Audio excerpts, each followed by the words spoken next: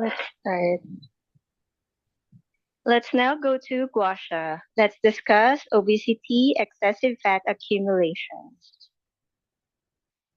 In obesity, excessive fat accumulation, we often hear such a term as reducing weight by expelling toxin.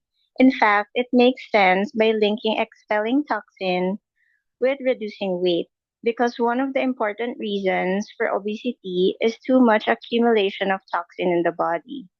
This refers to obvious overweight and thicker fat layer in the body to a considerable extent.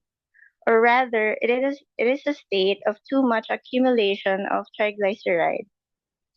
Obesity can be caused by hereditary factors, imbalance of metabolism, the ways of diet and daily life, as well as mental factors. Obesity can well as a sense of inferiority, agitation, and depression as psychological illness. Persisting and receiving scraping therapy can produce considerable effects on adjusting body fat, fluid metabolism, and the prevention and treatment of obesity. In nature, obesity is due to the overloading of cells and accumulation of fat, resulting in abnormal metabolism.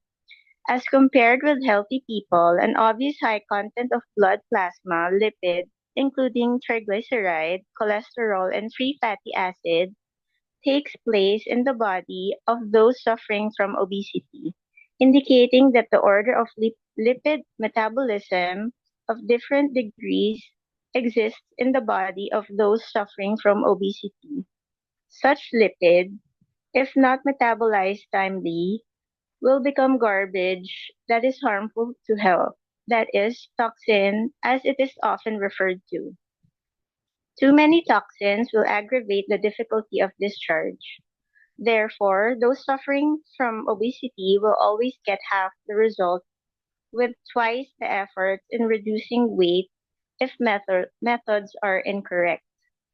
So the process of curing obesity is, in nature, one of expelling toxin. Only with toxin expelled and the disorder of lipid metabolism corrected can obesity be fundamentally cured.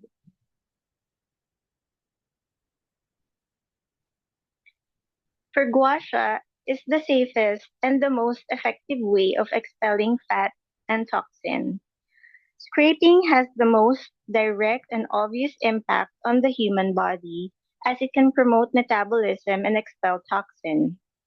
The human body undergoes metabolism ceaselessly every day. During its course, waste generated will be discharged timely. Scraping can timely bring garbage from the metabolism to the body surface, precipitate into pores under skin, smooth blood circulation in the body, and restore the natural vigor of metabolism. For those suffering from obesity, the significance of the scraping is not only the expulsion of toxin, but also the adjustment of yin and yang, since obesity is a manifestation of the imbalance of yin and yang.